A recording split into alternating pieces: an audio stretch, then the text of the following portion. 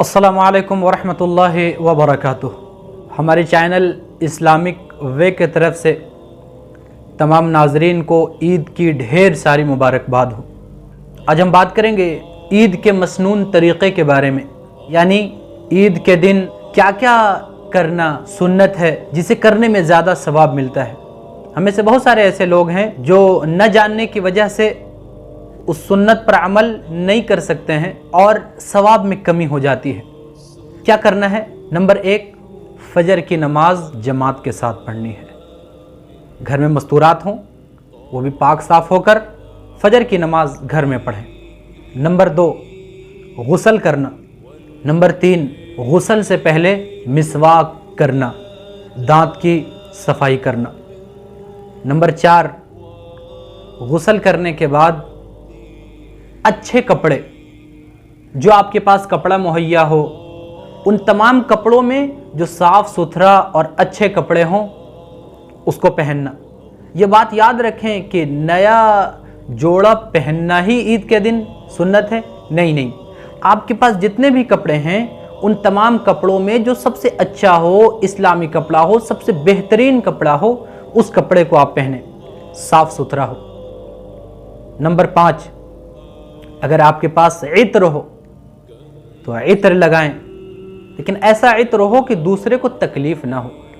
बाज़ इत्र ऐसे होते हैं, इतना हार्ड होता है कि दूसरे अगल बगल बैठने वाले को तकलीफ़ होती है, तो इत्र लगाना यह भी सुन्नत है। नंबर 6, ईद की नमाज से पहले और फजर की नमाज के बाद कोई नफल न पढ़ना। इशराक हो, चाश्त हो, ये नमाजें ईद के दिन बिल्कुल भी नहीं पढ़ना है, ईद की नमाज से पहले। नंबर 7, ईदगाह जाने से पहले सदक़तुल फ़ित्र अदा करना, सदक़तुल फ़ित्र देना, ये भी अहम सुन्नत में से है। ये क्यों है? ये इसलिए है कि आप और हम जब ईदगाह जा रहे हों, हमारे बच्चे खुशियाँ मना रहे हों, तो असल शरीयत बेहतरीन दीन है।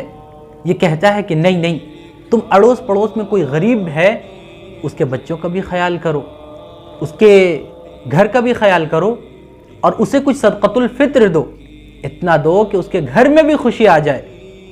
नंबर 8, ईदगाह जाने से पहले कोई मीठी चीज़ खा कर जाना। ये ईद उल फ़ित्र के बारे में है, और उन मीठी चीज़ों में सबसे बेहतरीन क्या है? खजूर हो, छुहारा हो, यही खा लें।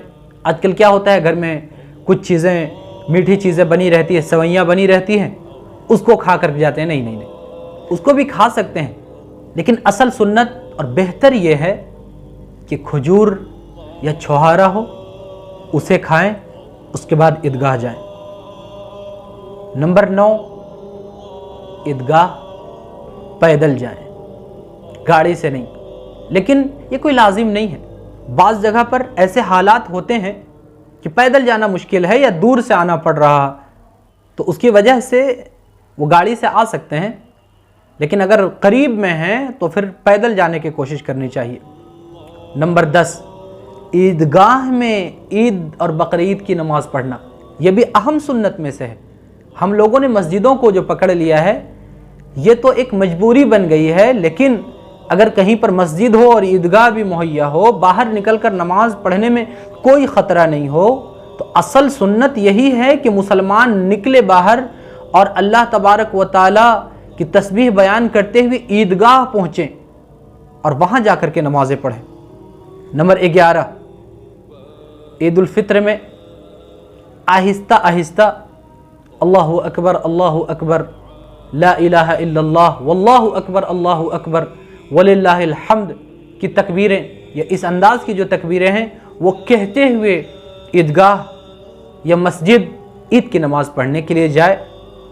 नंबर 12, एक रास्ते से ईद की नमाज़ पढ़ने के लिए जाए तो वापस दूसरे रास्ते से हो, यानी जिस रास्ते से वो ईद की नमाज़ पढ़ने के लिए आ रहा हो, उस रास्ते से नहीं बल्कि दूसरे रास्ते से अपने घर को लौटे।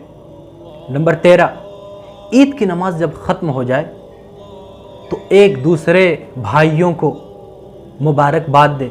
कैसे? अल्लाहुम्मा तक़ब्बल मिन्ना व मिनकुम सालिहल आमाल।